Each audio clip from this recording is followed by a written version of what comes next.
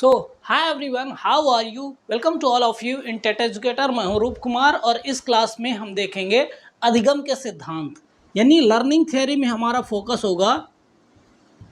Learning theory इस class में discuss करेंगे।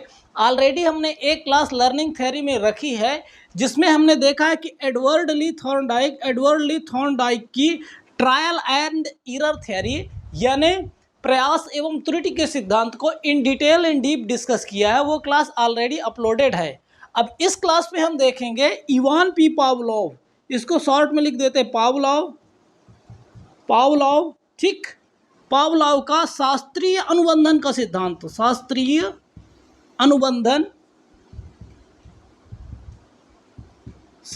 अनुबंधन का सिद्धांत। देखिए, इवान पी पावलोव एक रूस के मनोवैज्ञानिक थे, ठीक, बात नंबर एक। और इनकी जो थ्योरी है, इनका जो सिद्धांत है अधिगम का, उसको अंग्रेजी में बोलते हैं classical conditioning theory of learning. इसको इस प्रकार जानते हैं, क्लासिकल कंडीशनिंग थ्योरी। इसको हिंदी में बोलते हैं शास्त्रीय अनुबंधन का सिद्धांत। इन सब शब्दों को एक एक करके डिस्कस करेंगे, पर ओवरऑल यदि क्लास का हमें स्ट्रक्चर डिफाइन करना हो तो वो किस प्रकार से हम डिस्कस करेंगे पूरी क्लास को। तो देखिए, पहले कुछ ही क्षणों में, कुछ वक्त में हम जानेंगे कि भाई अधिगम क्या है। इसकी इन शॉर्ट डिस्कस करेंगे, क्योंकि इन डिटेल डिस्कस के लिए ये अपने चैनल में पूरे लर्निंग का जो प्लेलिस्ट है उसको आप देखेंगे तो हमने चर्चा ही यहीं से किया है कि व्हाट इज़ लर्निंग बेसिकली, ठीक। उसके बाद देखेंगे, जैसे कि आप जानते हैं, यदि ना जानते हो तो एक बात की क्लियरिटी रख लीजिए कि जो पावलोव है ना, इवान पी पावलोव हैं, ये व्यवहारवादी मनोवैज्ञानिक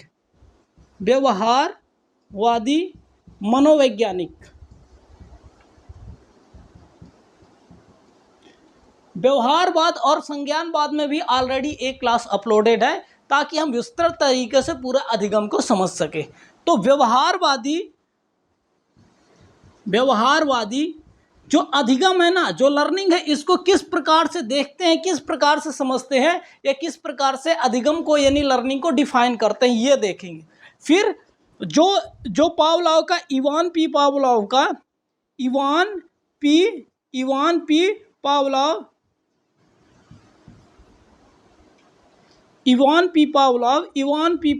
का जो क्लासिकल कंडीशनिंग थ्योरी है, इसका जो एक्सपेरिमेंट है वो किस प्रकार से किया, इसको समझेंगे। और जो हमारा फोर्थ स्टेप होगा, एकेडमिक पॉइंट ऑफ व्यू से हम एज अ टीचर इससे क्या जान सकते हैं, क्या समझ सकते हैं, इसका कैसे एनालिसिस, साइकोलॉजिकल यानी मनोवैज्ञानिक हम एनालिसिस करेंगे और इससे होने वाली लर्निंग को हम जानेंगे, समझेंगे। इस स्ट्रक्चर में पूरी क्लास को हम करने वाले हैं, ताकि एक एक चीज़ें इन डिटेल समझ में आए, पूरा कॉन्सेप्ट ओवरऑल समझ में आ जाए। तो चीज़ें क्या है कि इधर उधर न जाएं। हम इन सब चीज़ों को वन बाय वन करके समझते हैं तो चीज़ें क्लियर होंगी। देखिए, अधिगम के जिस सिद्धांत को हम पढ़ते हैं उसका पावलोव मनोवैज्ञानिक हैं जिन्होंने इसको दिया है। इसको अंग्रेजी में बोलते हैं क्लासिकल कंडीशनिंग थ्योरी। पर हम पहले पॉइंट से समझते हैं कि अधिगम क्या है, तो चीज़ें क्लियर होंगी। वन बाय वन करके चलते हैं। देखिए, अधिगम यानी बेसिकली लर्निंग क्या है। किसी भी ह्यूमन बीइंग के उसकी समझदारी, अनुभव, शिक्षण, प्रशिक्षण, अनुभव, समझदारी, शिक्षण, प्रशिक्षण या कि ज्ञान के द्वारा व्यवहार में होने वाले अपेक्षाकृत स्थायी परिवर्तन क्या है? अपेक्षाकृत होने वाले स्थायी परिवर्तन अधिगम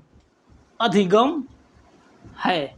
देखें, psychology basically, educational psychology learning को यानी अधिगम को व्यवहार में अपेक्षाकृत स्थायी परिवर्तन के रूप में देखती है।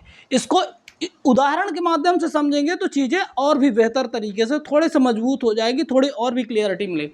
भाई समझदारी, अनुभव, शिक्षण, प्रशिक्षण और ज्ञान के द्वारा व्यवहार यानी ह्यूमन बीइंग या एनिमल, क्योंकि अधिगम जो लर्निंग की प्रोसेस है ये दोनों में संभव होती है। व्यवहार में होने वाले अपेक्षाकृत स्थायी परिवर्तन, अपेक्षाकृत स्थायी परिवर्तन कैसे बोलते हैं, यानी कोई शराबी यदि शराब पी के गाली गलौज करने लगे तो उसकी वो मूल प्रकृति नहीं है, वो कुछ मादक पदार्थों से उसके जो न्यूरो साइंस है, जो उसका नर्वस सिस्टम है, उसमें कुछ टेम्परेरी परिवर्तन हो गए हैं, यानी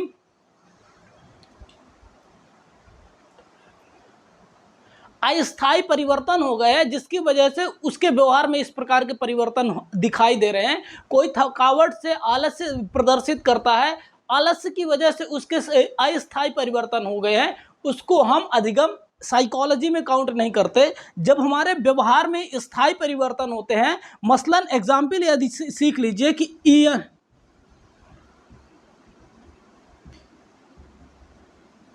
English speaking is a skill, ठीक है ना, अंग्रेजी को बोल पाना, समझ पाना इंडिया में एक स्किल एज इम्पोर्टेंट स्किल मानी जाती है, ठीक है।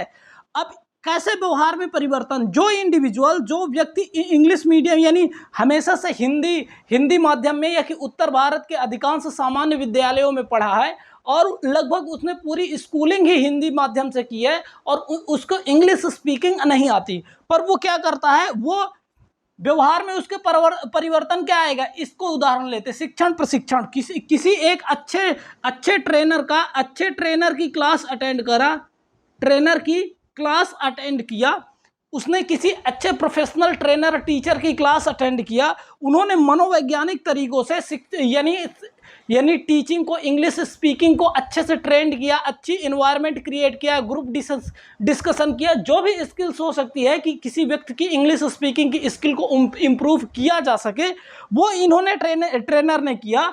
और 6 महीने बाद, 9 महीने बाद या कि 12 महीने बाद इस इंडिविजुअल के व्यक्ति के इस अपेक्षाकृत स्थायी यानी परमानेंट नहीं होगा, अपेक्षाकृत स्थायी परिवर्तन होंगे, जिसको हम अधिगम यानी कि लर्निंग कहेंगे।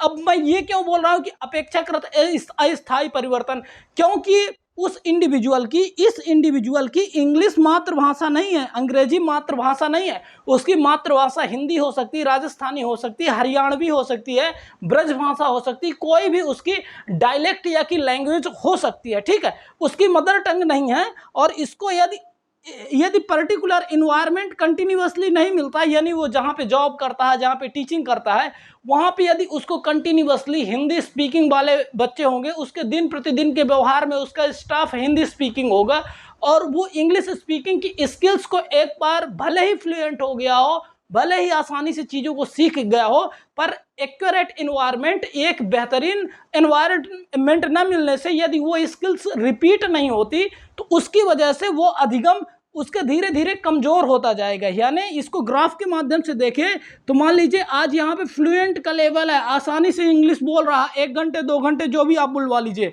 पर यदि 2 वर्ष 3 वर्ष 4 वर्ष वो हमेशा हिंदी स्पीकिंग इन्वायरमेंट में रहता है तो धीरे धीरे हिंदी की स्पीकिंग की जो एबिलिटी है वो डाउनग्रेड होती जाएगी, वो नीचे की ओर यानी कम होती जाएगी, वो स्किल्स थोड़े थोड़े घटती जाएगी। इसलिए बोलते हैं एजुकेशनल साइकोलॉजी में कि ये है अधिगम होता है अपेक्षाकृत स्थायी परिवर्तन। इससे हमें ये भी सीखने को मिलता है कि लर्निंग हमेशा एक्टिव होती है, हमें इसमें पर्सनल एफर्ट लगाने पड़ते हैं और लर्निंग जो भी स्किल्स हम सीखते हैं एज अ ह्यूमन, उसमें कंटिन्यूअसली अभ्यास की ज़रूरत होती है। यदि हम एक्सरसाइज यानी अभ्यास, रिपीटेशन यदि नहीं करेंगे तो वो स्किल्स में जो ब्राइटनेस होती है, जो शार्पनेस होती है, वो धीरे धीरे कम होती जाएगी और एक न्यूनतम स्तर तक भी पहुंच सकती है। तो एजुकेशनल साइकोलॉजी में बेसिकली अधिगम को इस प्रकार से डिफाइन करते हैं। अब देखते हैं व्यवहारवादी जो बिहेवियरलिस्टिक साइकोलॉजिस्ट है, यानी व्यवहारवादी मनोवैज्ञानिक, जिसमें इवान पी पावलोव, एडवर्ड ली थॉर्नडाइक, बीएफ स्किनर, ये लोग आते हैं। ये अधिगम को यानी कि लर्निंग को कैसे देखते हैं, कैसे डिफाइन करते हैं, इनका पॉइंट ऑफ व्यू अधिगम को यानी लर्निंग को बताने समझाने का कैसा रहा, इसको भी इन डीप और इन डेप्थ डिस्कस करेंगे। तो चीज़ों की जो समझदारी है ना, जो गहराई है, वो अंदर तक चली जाएगी और यहाँ से आने वाले क्वेश्चंस आप बस चुटकियों में देखेंगे और हल कर पाएंगे। तो अब वो चीज़ें देखते हैं। सेकंड स्टेप अब देखिए, जो बिहेवियरलिस्टिक साइकोलॉजिस्ट की बात करते हैं ना, व्यवहारवादी मनोवैज्ञानिक, ये अधिगम को किस प्रकार से देखते हैं? ये अधिगम को देखते हैं अनुबंधन। इनकी जितनी भी थ्योरी पढ़ेंगे ना, इसमें एक चीज बड़ी कॉमन मिलेगी, कंडीशनिंग का होना, अनुबंधन का होना। अब अनुबंधन का होना मतलब क्या है? इसको एग्जाम्पल से समझेंगे, चीजों को जानेंगे, समझेंगे, तब चीजें क्लियर होगी। देखिए, व्यवहारवादी हमेशा ये मानते हैं कि कोई, मान लीजिए बच्चा हो, बच्चा हो या कि एनिमल हो, इंडिविजुअल हो कि एनिमल हो, वो लर्निंग, उसको व्यवहारवादी तभी बोलेंगे जब किसी चीज के साथ, उसके एक्सटर्नल एनवायरनमेंट के साथ, उसके पर्यावरण के साथ, अनुक्रिया के साथ, क्रिया यानी स्टिमुलस के बीच में अनुक्रिया होगी। अनुक्रिया में जब अनुबंधन यानी कंडीशनिंग डेवलप होगी तो उसको अधिगम बोलेंगे। अब ये कैसे है, ये चीज़ों को समझिए। पहले इसके समझना है हमें, सबसे पहले समझना है एक्सटर्नल इन्वायरमेंट। ठीक है, इसको शॉर्ट फॉर्म में लिख रहा हूँ, आप आराम से समझ लेना, देख लेना। अब बच्चे का एक्सटर्नल इन्वायरमेंट मतलब उसकी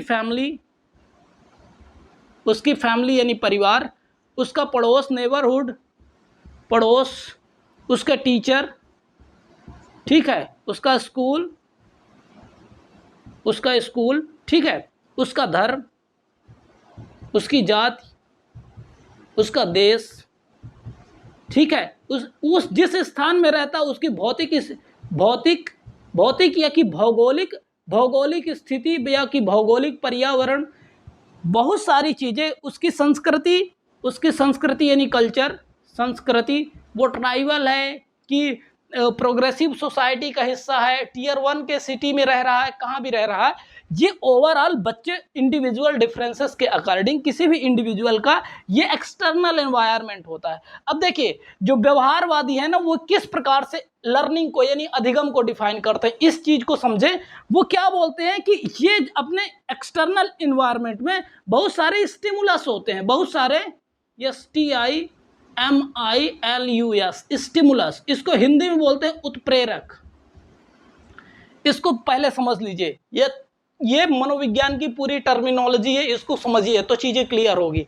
स्टिमुलस मतलब होता है उत्प्रेरक, इसको आसान भाषा में बताइए तो चीजें क्लियर हो। तो उत्प्रेरक कहते हैं जो किसी भी कार्य को करने के लिए जो पुश करे, जो उसको करने के लिए मजबूर करे, या कि किसी इंडिविजुअल को रिएक्ट करने की का बहाना बने, की वजह बने, उसको बोलते हैं स्टिमुलस।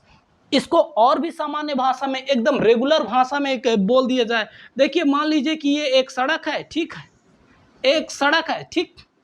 अब यहाँ से कोई एक इंडिविजुअल आ रहा है मान लीजिए, और यहाँ से कोई भी एक इंडिविजुअल आ रहा है, ठीक है। मान लेते हैं कि ये गर्ल्स है और ये कोई बॉय है, ठीक। अब यहाँ से जा रहा, अब एक कोई भी इंडिविजुअल, मान लीजिए कि ये ए, और यहाँ पे गर्ल्स मान लीजिए कि जी, ठीक है। ए मान लीजिए अमन, जी कोई भी आप नाम चुन सकते हैं। सामान्य से रास्ते में जा रहे हैं, एक युवती को, खूबसूरत इस युवती को देखते हैं और उससे वो 2 बारी 3 बारी बैक होके यानी मुड़ मुड़ के देखता है। तो अब यहाँ पे स्टिमुलस यानी इसकी खूबसूरती, यानी इसकी खूबसूरती यानी इसकी ब्यूटी क्या होगी? स्टिमुलस होगी।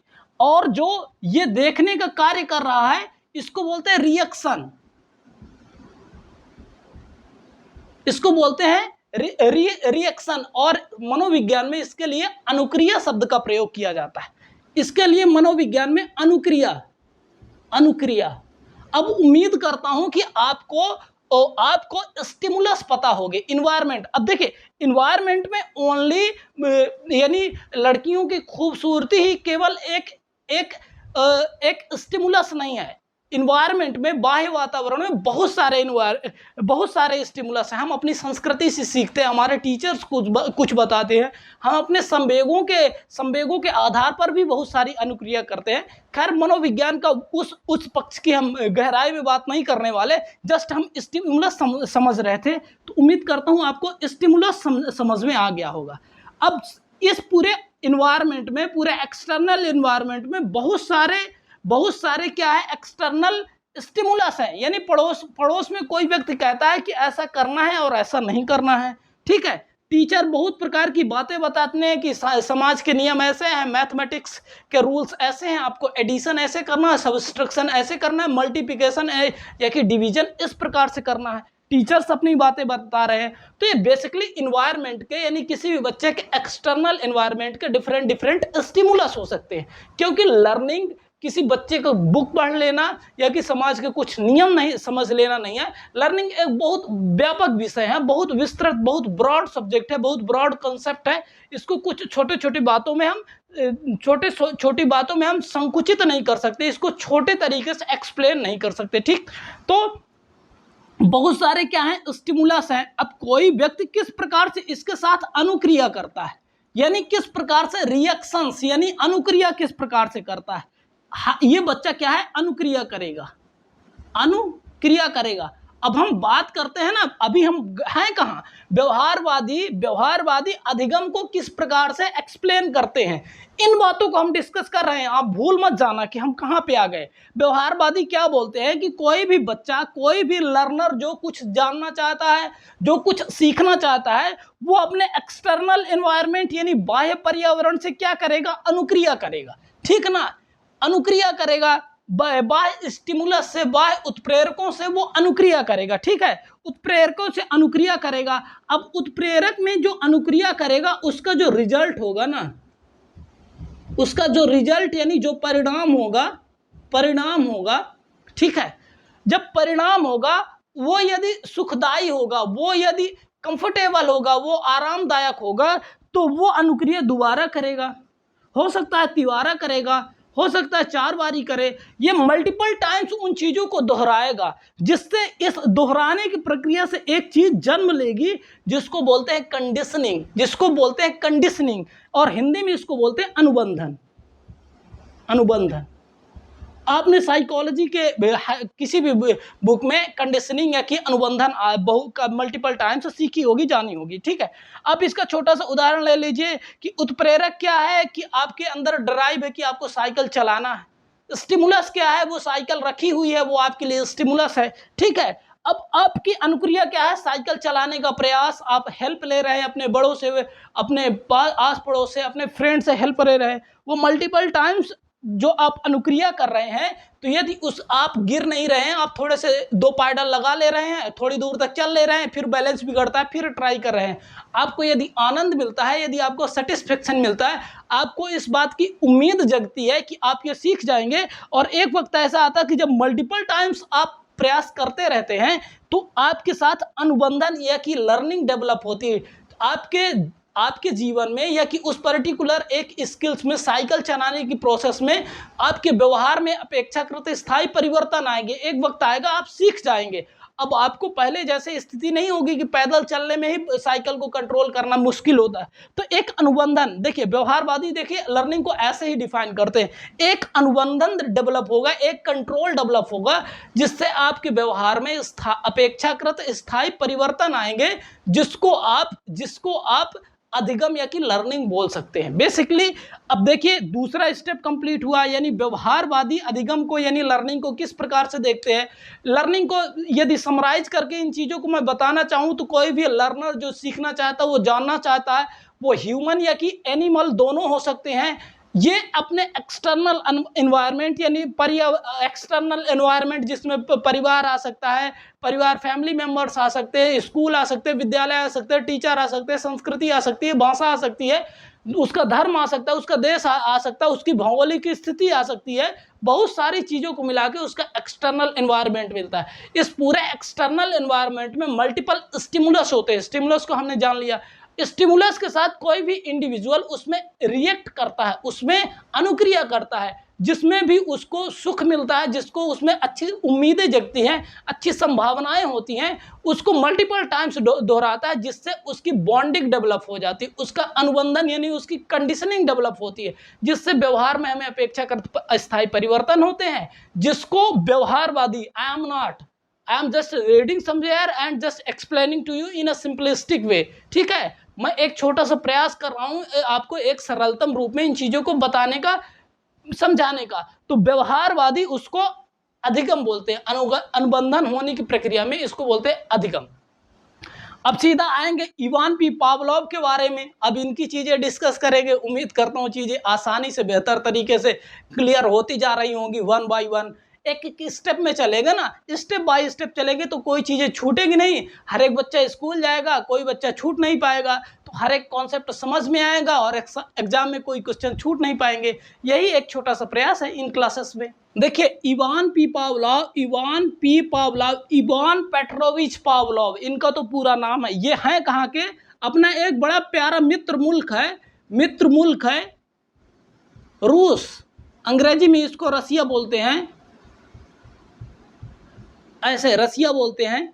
रूस आप सभी जानते होंगे, और यूक्रेन के युद्ध की वजह से ये कुछ ज़्यादा फेमस भी है आजकल वैसे। तो मित्र मुल्क है रूस, और वहाँ पे एक बड़ा प्यारा सा शहर है, बड़ा फेमस है वहाँ का शहर, सेंट पीटर्सबर्ग। वहाँ पे एक शहर है, वहाँ पे इन्होंने मनोविज्ञान में बहुत प्यारा काम किया, और इनको इवान पी पावलोव को ना नोबेल प्राइज भी मिला, नोबेल प्राइज भी मिला, ठीक है, प्राइज मिला। अब ये सब बातें क्या कर रहे हैं कि हम जिस विद्वान के एक महत्वपूर्ण कार्य को डिस्कस करते हैं, तो उसके बारे में थोड़ा सा ब्रीफ अंडरस्टैंडिंग हो कि इवान पी पावलोव यानी इवान पेट्रोविच पावलोव कहाँ के थे? रूस के थे। अपना मित्र मुल्क भी है, ठीक है। व्लादिमीर पुतिन वहाँ के राष्ट्राध्यक्ष हैं, बड़े फेमस हैं इंडिया में, ठीक। इवान पी पावलोव वहाँ पे एक सेंट पीटर्सबर्ग बड़ा फेमस शहर है, वहाँ पे के एक निवासी थे, और ये मनोविज्ञान के क्षेत्र में बड़ा बेहतरीन काम किया, इसलिए इनको नोबेल प्राइज भी मिला। पर जिस हम शास्त्रीय अनुबंधन को यानी क्लासिकल कंडीशनिंग थ्योरी को जानने समझने वाले हैं, इन्होंने क्या प्रयास किया, क्या प्रयोग किया, इसको जानने समझने वाले हैं। अब हम कोर इसी में बात करेंगे। तो इनकी जो इवान पी पावलोव का जो सिद्धांत है, उसको हिंदी में बोलते हैं शास्त्रीय अनुबंधन का सिद्धांत, ठीक। इसको बोलते हैं शास्त्रीय अनुबंधन का सिद्धांत। सिद्धांत किसका? अधिगम का। इसको ऐसे भी लिख सकते हैं, अधिगम का शास्त्रीय अनुबंधन का सिद्धांत। अंग्रेजी में देखिए learning theory of classical conditioning, ठीक। अब देखिए एकेडमिक्स में ना हमेशा से जब ये शब्द आए ना कहीं भी शास्त्रीय, क्लासिकल, तो आप ये समझना कि ये पुराने चीज़ों की बात की रही है। शास्त्रीय मतलब शास्त्र, वेद, पुराण, इन सब चीज़ों से कनेक्ट मत करना।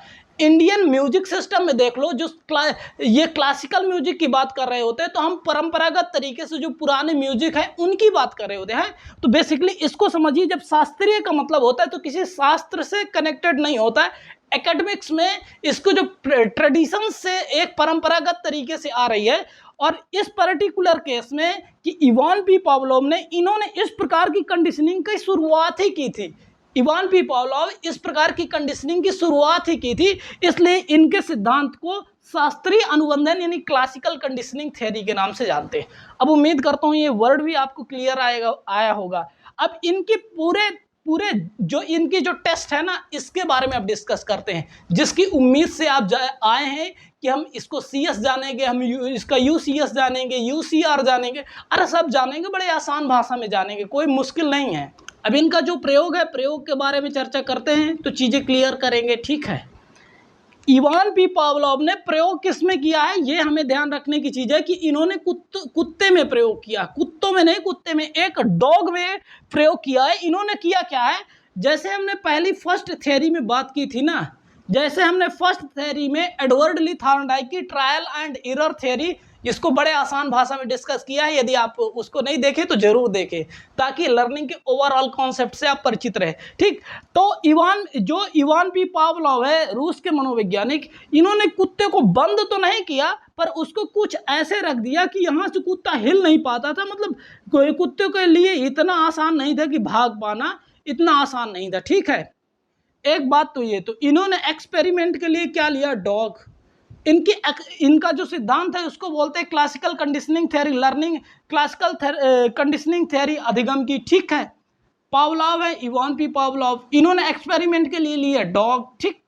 बात नंबर 1, इन्होंने दूसरा क्या किया कि जो कुत्ते का जबड़ा है ना, मान लीजिए ये मुंह का हिस्सा है, उसमें थोड़े सा एक छेद किया, ऑपरेशन कर दिया और एक नली लगा दी, एक पाइप लगा दी। आपने कहीं भी एक ट्रांसपेरेंट पाइप रखी होगी है, और उसमें एक सेट कर दिया, एक छोटा सा, जो हमारी साइंस की लैब में हमने कई बारी देखा है ना, साइंस की लैब में एक छोटी सी नली लगा दी इस प्रकार की, और उसमें मेजर भी होता था कि उनका जो सलाइवा, अब ये इसमें मेजर क्या होगा, कुत्ते की लार यानी सलाइवा, लार लिख लेते हैं, ठीक, लार लिख लेते हैं।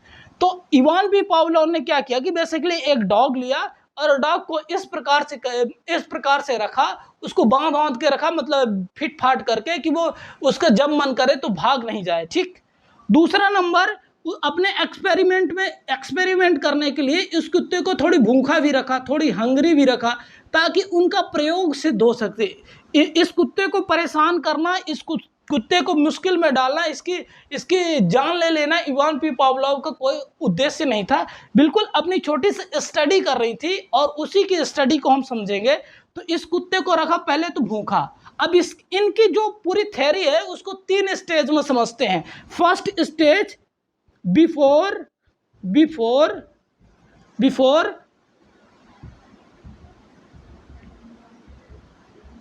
कंडीशनिंग, फिर एक है ड्यूरिंग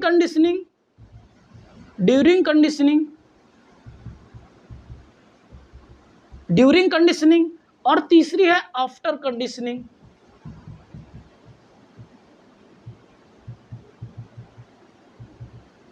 देखिए 3 स्टेज में इवान पी पावलोव की इस पूरे सिद्धांत को जाना जाता है, समझा जाता है, ठीक है ना। बिफोर कंडीशनिंग यानी जब कंडीशनिंग नहीं हुई थी, इसको अनुबंधन बोलते हैं। अब ये मत सोचना कि हम अंग्रेजी क्यों लिखना चालू हो गए, ठीक है। इसको अनुबंधन से पहले की प्रक्रिया, जब अनुबंधन हो रहा था तब की प्रक्रिया, और जब अनुबंधन हो गया तब की प्रक्रिया क्या है। हमेशा आपने सोचा होगा कि इसको खाना दिया, घंटी बजाई, इसके बाद इसको करंट भी दिया, इसकी भी बातें हम बताएंगे, ठीक। तो करते क्या है, बिफोर कंडीशनिंग की बात कर लेते हैं। कुत्ते को भूखा रखा, और कुत्ते के सामने जब भूखा था तो भोजन दिया, ठीक। अब भूख लगी है कुत्ते को, स्टेप नंबर 2, उसको भोजन दिया। अब किसी एग्जाम में भोजन क्या दिया ये तो नहीं आएगा, पर आपकी जिज्ञासा बढ़ रही है, तो इसको मीट पाउडर दिया, ठीक है, मीट पाउडर, ठीक। भोजन दिया, तो जैसे ही भोजन दिया तो इन्होंने ऑपरेशन ही इसका इस प्रकार से करके रखा था कि जैसे ही उसके अंदर, उसके मुंह में, उसके जबड़े में सलाइवा बने यानी लार बने, वो निकल के आ जाए, और इस जो एक छोटा सा पॉट है, एक छोटा सा साइंटिफिक बर्तन है, इसमें आके इस नलिका में सलाइवा एकत्र हो जाए, और इसको ये मेजर करते थे। तो ये एक छोटी सी एक्सप्लेनेशन हुई। अब देखिए, भूख, हंगर एक ड्राइव है जो कि एक प्राकृतिक है। हंगर यानी भूख क्या है, ड्राइव है, उत्प्रेरक है, एक द्रोण, साइकोलॉजी में इसको द्रोण भी कभी कभी बोलते हैं, उत्प्रेरक है, जिससे हमें कुछ करने की इच्छा हो। अब ये प्राकृतिक ड्राइव है हमें क्या करने की। भूख जब इंडिविजुअल को होगी या कि पशु को होगी, तो उसको भोजन प्राप्त करने की इच्छा होगी, और जब भोजन देखेगा तो जाहिर सी बात है उसके मुंह में लार आएगी। लार का आना प्राकृतिक है, आप इसको कंट्रोल भी नहीं कर सकते। यदि आप भूखे हैं और आप जो भी खाना चाहते हैं वो आपके सामने आए, तो आपके मुंह में लार आएगी। ये प्राकृतिक है, ये नैसर्गिक है, इसको आप कंट्रोल नहीं कर सकते। इसको आप अपने तरीके से, आप ये चाहें कि लार ना आए, ये आप कर ही नहीं सकते। ये चीजें नैसर्गिक है, ये प्राकृतिक है। अब इसके बाद देखते हैं, अब जब हम CS, UCS इन सब चीजों की बात कर रहे थे, ये क्या है इसको जानते समझते हैं। देखिए अभी हम फर्स्ट स्टेज में हैं, ठीक है, फर्स्ट स्टेज में है कि बिफोर कंडीशनिंग क्या है, ठीक है। बिफोर कंडीशनिंग क्या है भाई, भोजन को जब एजुकेशनल साइकोलॉजी में या मनोविज्ञान में डिफाइन किया जाता है ना, तो इसको UCS बोला जाता है, UCS, अनकंडीशनड रिस्पॉन्ड, अनुबंधित प्रतिक्रिया, इसको बोलते हैं अनुबंधित प्रतिक्रिया, UCS, सॉरी, जो भोजन है इसको बोलते हैं UCS, अनकंडीशनड स्टिमुलस, और हिंदी में इसको बोलते हैं अनुबंधित उत्प्रेरक, इसको बोलते हैं अनुबंधित उत्प्रेरक। आप लिखना है, लिख लीजिए अनुबंधित उत्प्रेरक। अनुबंधित अनकंडीशनड स्टिमुलस का मतलब क्या होता है? देखिए, अनकंडीशनड यानी जिसमें कोई अनुबंधन न हो, जिसमें कोई शर्त न हो। अब क्योंकि भोजन भूखे व्यक्ति के लिए, भूखे कुत्ते के लिए जो भोजन है वो मीट पाउडर है, उसके लिए कोई कंडीशनड नहीं है, वो सामान्य प्राकृतिक है, इसलिए इसको अनुबंधित कंडीशनड बोले। अब जो लार है, जो सलाइवा है ना, जो लार है, लार का निकलना भी भोजन को देख के या भोजन को प्राप्त करके लार का यानी सलाइवा का निकलना भी UCR है, अनकंडीशनड रिस्पॉन्ड है, यानी अनुबंधित रिस्पॉन्ड है, अनुबंधित प्रतिक्रिया है। क्यों? क्योंकि ये प्राकृतिक है, इसमें किसी का कंट्रोल नहीं होता, ना ह्यूमन बीइंग का और ना किसी एनिमल का, इसलिए इसको UCS unconditioned stimulus and unconditioned response कहेंगे फर्स्ट स्टेज में।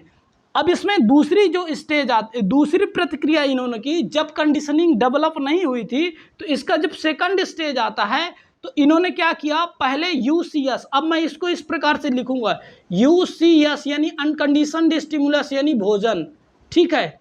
इन्होंने पहले क्या किया, भोजन से पहले क्या किया, इन्होंने एक घंटी बजाई। हमेशा से घंटी की बात की जा रही है, मैं बेसिकली आपको बता दूं, एक पेट्रोनोव थी, वो ऐसे ऐसे घड़ी के कांटे जैसे चलती थी, रिवर्स और अप डाउन ऐसे चलती थी, उसका खट खट खट खट की ऐसी आवाज़ आती थी, और वो पेट्रोनोव बेसिकली बजाया, उसको आप यहाँ पे घंटी बोल सकते हैं। घंटी बजाया, उसके बाद UCS यानी अनकंडीशनड स्टिमुलस दिया, और उसके मुंह से लार आया, ठीक है। बिफोर कंडीशनिंग की बात कर रहा हूँ। फिर केवल घंटी बजाई और कुत्ते, केवल घंटी बजाए और देखा कि कुत्ते के मुंह से लार आ रही है कि नहीं आ रही है। तो उन्होंने ये देखा कि भाई घंटी बजाने से कि केवल लाइट जलाने से उसके मुंह से लार नहीं आ रही, ठीक। तो उसके मुंह से लार नहीं आती थी, यानी सलाइवा नहीं निकलता था, नहीं निकलता था। अब इन्होंने ये वाली प्रक्रिया मल्टीपल टाइम्स दोहराई, इसको हम स्टडी करते हैं। जब कंडीशनिंग नहीं हुई थी तो इन्होंने क्या किया कि घंटी बजाई और देखा कि लार आती है, यानी सलाइवा निकलता है कि नहीं, तो बिल्कुल नहीं निकल रहा था। अब बिफोर की जगह अब ड्यूरिंग कंडीशनिंग या कि आफ्टर कंडीशनिंग लिख लीजिए, AFTER, आफ्टर कंडीशनिंग यानी अनुबंधन होने की प्रक्रिया कैसे रही, अब इसको समझिए। इन्होंने क्या किया, अब जो UCR UCS यानी अनकंडीशनड स्टिमुलस यानी अनुबंधित उत्प्रेरक यानी भोजन में जो कुत्ते को दिया था, मीट पाउडर दिया था, इसको देने से पहले इन्होंने क्या किया, घंटी बजाना चालू किया। क्या किया? घंटी बजाना चालू किया, और घंटी बजाया, उसके बाद घंटी बजाया और भोजन दिया, उसके कुत्ते के मुंह से लार, अनकंडीशनड रिस्पॉन्स निकला, अनकंडीशनड रिस्पॉन्स आया, ठीक है। अब ये जब मल्टीपल टाइम्स दोहराए गए, 1 2 3 4 5 6 मल्टीपल टाइम्स जब इसको दोहराते गए, तो अचानक इन्होंने क्या देखा कि केवल घंटी बजाओ और UCS यानी भोजन मत दो तो भी उसके मुंह से लार निकलती है, जिसको बोलेंगे कंडीशनड स्टिमुलस, यानी ये न्यूट्रल स्टिमुलस है, कंडीशनड स्टिमुलस। कहीं भी घंटी बजाने से किसी के मुंह से लार नहीं आती, कहीं भी टॉर्च जलाने से, लाइट जलाने से किसी के मुंह से लार नहीं आती, तो ये क्या होगा, कंडीशनड स्टिमुलस हुआ। यानी उसको इस बात की उम्मीद थी कि घंटी बजाने से जैसे पहले भोजन मिलता था, अभी भी भोजन मिलेगा। तो अब हुआ क्या कि घंटी केवल बजाने से ही लार निकलनी चालू हुई, पर ये जो स्टिमुलस है तो अनकंडीशनड जो इस रिस्पॉन्स है, तो UCR ही हुआ, ठीक है ना। अनकंडीशनड रिस्पॉन्ड यानी जो लार का निकलना है वो तो अनकंडीशनड रिस्पॉन्स है, पर इसमें फर्क क्या है, जब भोजन के साथ, यानी भोजन जिसको आप UCS बोलते हैं, भोजन के साथ जब पहले घंटी बजाई और भोजन दिया, तब जब ये UCR यानी अनकंडीशनड रिस्पॉन्ड था, ये मात्रा में अधिक था, मात्रा में अधिक, ठीक है। अनकंडीशनड रिस्पॉन्ड है, आप ध्यान रखियो, ये अनकंडीशनड रिस्पॉन्ड है, पर क्या है, जो लार की है ना, जो उसका सलाइवा है, तो जब भोजन दे रहे थे तो मात्रा में अधिक निकला, ठीक। अब जब केवल घंटी बजा रहे हो तो मात्रा में इसकी मात्रा घट जाएगी, ये मात्रा में कम निकलेगा, मात्रा में कम निकलेगा। ये भी एक प्रोसेस। तो हाल हुआ क्या कि पहले घंटी बजाने से उसके मुंह से लार निकलने लगी, फिर ऐसा किया कि घंटी बजाया, टॉर्च जलाई और फिर भोजन दिया। तो मल्टीपल टाइम्स जब ये सब चीजें दोहराई गई तो उसको घंटी और लाइट जैसे जलाते थे तो उसके मुंह से लार निकल आई, जो कि एक अप्राकृतिक घटना थी, अप्राकृतिक बात थी कि घंटी जलाने से सामान्यतः लार निकल नहीं सकती, पर उसको ऐसा ट्रेंड किया गया, उसको ऐसा मल्टीपल टाइम्स दोहराया गया कि घंटी, लाइट, फिर भोजन। इसके बाद उसको क्या हुआ कि उसको ये उम्मीद हो गई कि भोजन मिलेगा, भले ही भोजन नहीं मिलता था, पर वो इस बात का ट्रेंड हो गया कि आवाज़, यानी पेट्रोनोव की जो वेल है उसके आवाज़ से भोजन निकला, जो कि एक कंडीशनड स्टिमुलस है। और अनकंडीशनड रिस्पॉन्ड, या कि कंडीशनड रिस्पॉन्स भी आप बोलते हैं। देखिए, कंडीशनड रिस्पॉन्ड कम होगा मात्रा में और अनकंडीशनड रिस्पॉन्ड अधिक होगा। जब भोजन दोगे ज़्यादा आएगा, जब केवल घंटी बजाओगे तो कम होगा। अब इन्होंने क्या किया, नेक्स्ट स्टेप में क्या किया, इवान पी पावलोव ने आगे भी जो अपना प्रयोग है ये जारी रखा। अब जो घंटी है या कि पेट्रोनोव है, ठीक है, घंटी है, ये लगातार जलाते गए और भोजन नहीं दिया। ध्यान रखिए, कई बारी भोजन नहीं दिया। तो इनके एक्सपेरिमेंट में देखने को क्या मिला, एक ग्राफ के हिसाब से समझिए,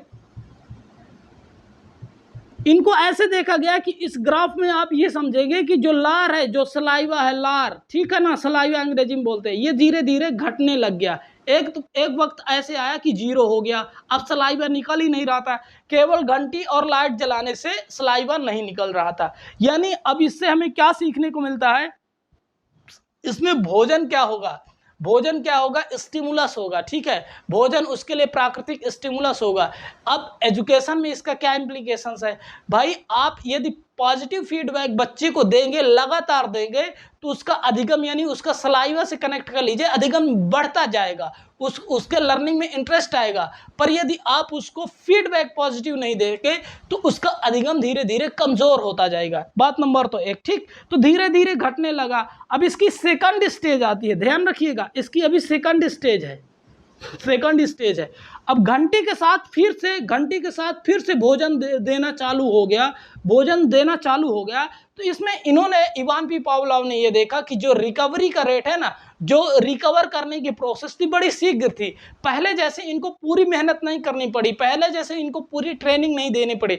तो बेसिकली है क्या, इन्होंने एक लर्निंग थ्योरी को इंटरप्रिटेशन किया है 4-5 पॉइंट्स में। मैं उनकी बात डिस्कस कर लेता हूं तो चीजें क्लियर होंगी, और ये पूरा जो कॉन्सेप्ट है इवान पी पावलोव का क्लासिकल कंडीशनिंग, वो भी क्लियर हो जाएगी। तो उसके पॉइंट से समझते हैं कि आखिर किस प्रकार से इवान पी पावलोव ने इन चीजों को एक्सपेरिमेंट किया, प्रयोग करा और दुनिया के सामने लर्निंग की एक बेहतरीन थ्योरी लाके सामने रखी। तो बेसिकली इवान पी पावलोव ने अपने जो सिद्धांत है, यानी classical conditioning theory of learning, शास्त्रीय अनुबंधन का सिद्धांत, इनको चार पॉइंट्स में इनको जो एक्सप्लेन किया है, इनकी बातें कर लेते हैं और ये क्लास का यहीं के द्वारा अंत होगा।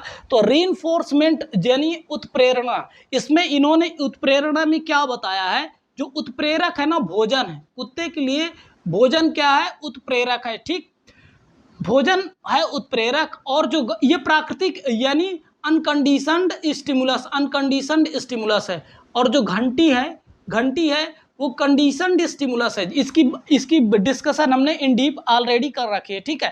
तो इन्होंने ये बताया कि घंटी के बाद यदि भोजन देंगे, यानी सकारात्मक स्टिमुलस देंगे, तो सलाइवा यानी जो लर्निंग है, यहाँ पे हम सलाइवा को लर्निंग से कनेक्ट कर लेते हैं, बेसिकली अधिक होगा, ज़्यादा होता रहेगा, ठीक है। पर केवल घंटी बजाएंगे तो ये तो धीरे धीरे कम होता रहेगा, धीरे धीरे कम होगा, और एक स्थिति ऐसी आएगी कि एक भी सलाइवा नहीं निकलेगा। तो एकेडमिक्स में इम्पोर्टेंट क्या है कि एज ए टीचर हमें बच्चों को सकारात्मक फीडबैक दें, उनको बताते जाएं, उनको समझाते जाएं, पर उनको शाबाश, very one, good, well done, excellent, ऐसे उनको रीइंफोर्स करें तो अधिगम प्रसन्नता से बेहतरीन तरीके से संपन्न होगा। यानी यदि positive feedback as a teacher हम नहीं देते तो अधिगम कमज़ोर होता जाएगा, या कि ऐसी भी स्थिति आ सकती है कि ना भी हो। ठीक है, ये होता है। इसके बाद होता क्या है, इसका एक स्टेप ये भी है, इसका सेकंड स्टेप ये है कि जैसे ही आप पॉजिटिव रीइंफोर्समेंट, यानी इसने क्या किया था इवान पी पावलोव ने, कि घंटी बजाई, भोजन दिया, ये प्रक्रिया कई बारी की, तो घंटी बजाने से उसके सलाइवा निकलने लगा। पर इसने नेक्स्ट स्टेप में क्या किया कि घंटी केवल बजाई। जब घंटी केवल बजाई तो उसके पास क्या है कि जब घंटी केवल बजाई और वो लार निकली पर कम निकली और धीरे धीरे घटती गई, बिल्कुल घटती गई, और एक वक्त ऐसा आ गया कि लार निकल ही नहीं रही थी। ये एक अधिगम है। तो एज ए टीचर हमें ये समझना चाहिए कि हमें सकारात्मक फीडबैक यानी भोजन के रूप में, या कि बच्चों को शाबाश, वेल डन, गुड बच्चा, बहुत अच्छा बेचा, शाबाश बेटे, ऐसे हमें बोलते रहना है। ठीक है, एक तो ये है। स्पॉन्टेनियस रिकवरी का मतलब होती है शीघ्र, यानी जल्दी से उस चीज की रिकवरी होती है। इन्होंने नेक्स्ट स्टेप में क्या किया कि घंटी केवल बजाना नहीं किया, सेकंड स्टेप में क्या किया, सेकंड स्टेप में इन्होंने यह किया कि घंटी के साथ फिर से भोजन देना चालू कर दिया। घंटी प्लस भोजन। भोजन को मैंने क्या बोला, यूसीएस, अनकंडीशनड स्टिमुलस। इससे क्या आएगा, लार, अनकंडीशनड रिस्पॉन्ड। ठीक है, इसकी बातें तो हो गई है। तो जितनी पहले स्तर में कि भाई घंटी से लार निकलने की प्रोसेस हो, इससे कम वक्त लगा। जैसे इन्होंने भोजन देना फिर से चालू किया तो लार निकलना चालू हो गया, और जैसे ही भोजन को हटाया यानी अनकंडीशनड स्टिमुलस को हटाया, फिर भी वो रिकवरी ज़्यादा जल्दी हो गई। तो इस प्रकार से इनका एक नेक्स्ट स्टेप था। फिर एक थर्ड स्टेप है स्टिमुलस जर्नलाइजेशन। इसमें क्या होता है, स्टिमुलस जर्नलाइजेशन, यानी जो उत्प्रेरक को है, उत्प्रेरक सामान्यकरण की एक स्थिति इनके लैब में, इनकी जो प्रोसेस थी, इनकी स्टडी में आया कि उत्प्रेरक यानी स्टिमुलस का जर्नलाइजेशन हुआ। इसका क्या मतलब है, इसको जान लीजिए, समझ लीजिए तो चीज़ों क्लियर हो गए। जो घंटी है ना, घंटी की आवाज़ चेंज करते, पहले तो मैंने बोला पेट्रोनोव, आप कहीं भी यूट्यूब में सर्च कर लेना, आपको घंटी ऐसा टिक टिक टिक टिक टिक टिक ऐसे समझ में आएगी, है ना। पेट्रोनोव के साथ इन्होंने क्या किया, अलग आवाज, डिफरेंट साउंड करना चालू किया। तो ये कुत्ते ने क्या है कि दूसरे भी साउंड को एज ए स्टिमुलस लिया, एक कंडीशनड स्टिमुलस लिया, और उस साउंड में भी इन्होंने कुत्ते ने लार निकलना चालू किया। इवन इसकी एक स्टडी ये भी है, यदि इन डीप लेयर एक और भी परत खोल दें तो इसमें यह है कि अलग अलग ध्वनियों में भी इन्होंने स्टिमुलस यानी भोजन, एक आवाज में भोजन दिया, दूसरी में आवाज में भोजन नहीं दिया, तीसरी डिफरेंट साउंड में भोजन नहीं दिया, चौथी डिफरेंट साउंड में भोजन दिया। तो उसके हिसाब से जो सलाइवा है ना, जो लार है कुत्ते का, अलग अलग तरीके से निकल रहा था। एक डीप लेयर ये भी है। अब इतनी deep study as a teacher हमें नहीं चाहिए, क्योंकि हमें अपने एग्जाम निकालने हैं और सामान्य तरीके से फीडबैक की प्रोसेस को समझना है। ठीक है, तो पेट्रोनोव के साउंड के साथ डिफरेंट साउंड, तो ये यानी स्टिमुलस जर्नलाइजेशन ये बेसिकली बताता है कि अलग अलग साउंड से भी कुत्ते ने लार को निकालना सीख लिया या लार निकालना समझ लिया। ठीक, इसके बाद क्या होता है, डिस्क्रिमिनेशन। जैसे मैंने बात की अलग अलग साउंड में आप किस प्रकार से फीडबैक देते हैं, इसका भी different result Ivan P Pavlov ने देखा और इस प्रकार से अपनी स्टडी को दुनिया के सामने लाया, जिससे हमें यह समझ में आता है कि एज अ टीचर एजुकेशन में फीडबैक वेरी वेरी इंपॉर्टेंट, हमें इसका ध्यान रखना है। और सबसे ज़्यादा इंपॉर्टेंट ये है कि यूसीएस यानी अनकंडीशनड स्टिमुलस भोजन, कंडीशनड स्टिमुलस घंटी, कंडीशनड स्टिमुलस दूसरा प्रकाश, कंडीशनड स्टिमुलस साउंड के डिफरेंट फॉर्मेट जो इवान पी पावलोव ने यूज किए, अनकंडीशनड रिस्पॉन्ड भोजन, और कंडीशनड रिस्पॉन्ड पर उसकी मात्रा में कम, यानी सलाइवा कम निकलता था। वैसे तो अनकंडीशनड रिस्पॉन्ड है, पर एक कंडीशनिंग डेवलप होने के साथ भी अनकंडीशनड रिस्पॉन्ड आने लग गया, सलाइवा निकलने लग गया। ये इनकी थ्योरी थी। तो बेसिकली इस पूरी क्लास में ना हमने पहले अधिगम सीखा, फिर ये किस, जैसे इंडिया में पॉलिटिकल पार्टी होते हैं ना, तो एक पार्टी का नेता एक पर्टिकुलर आइडियोलॉजी के हिसाब से बोलता है, वैसे जिस विचारधारा से आते हैं यानी व्यवहारवादी, बिहेवियरलिस्टिक साइकोलॉजिस्ट अधिगम को एज ए कंडीशनिंग देखते हैं। तो हम इसको ये जाने समझे फिर इनकी जो सिद्धांत है क्लासिकल कंडीशनिंग थ्योरी, यानी क्लासिकल ही क्यों है, इस विचारधारा को ये स्टार्ट किए थे, इसलिए क्लासिकल है, परंपरावाद इन्होंने स्टार्टिंग से यही स्टार्ट ही किया था। तो इन सब बातों की डिस्कस की। फिर इनका लैब में हमने सीएस, इनका भोजन, कुत्ते को भूखा रखा, फिर कुत्ते का जो लार है हम उसको क्या बोलेंगे, भोजन को क्या बोलेंगे, अनकंडीशनड स्टिमुलस बोलेंगे, उसका रिस्पॉन्स क्या होगा, लार कि पहली वाले अनकंडीशनड रिस्पॉन्ड होगा, इन सब चीज़ों की व्याख्या की। तो चीज़ें धीरे धीरे उम्मीद करता हूँ कि क्लियर हो गई होंगी। इस क्लास में इतना ही। अगली क्लास एजुकेशनल साइकोलॉजी में या कि लर्निंग की थ्योरी में हम फिर लाएंगे। तो उम्मीद करता हूँ ये क्लासेस आपको बेहतर लगेंगी, और यदि बेहतर लगती है तो टेट एजुकेटर को सब्सक्राइब कर लीजिए, नो प्रॉब्लम्स, आप सब्सक्राइब कर लीजिए। आपको जाने समझे अपनी तैयारी को मजबूत बनाएं। मिलते हैं एक नई क्लास में नए कॉन्सेप्ट के साथ। Wish you best of luck for your any upcoming examination and thank you so much for watching this video. Thank you.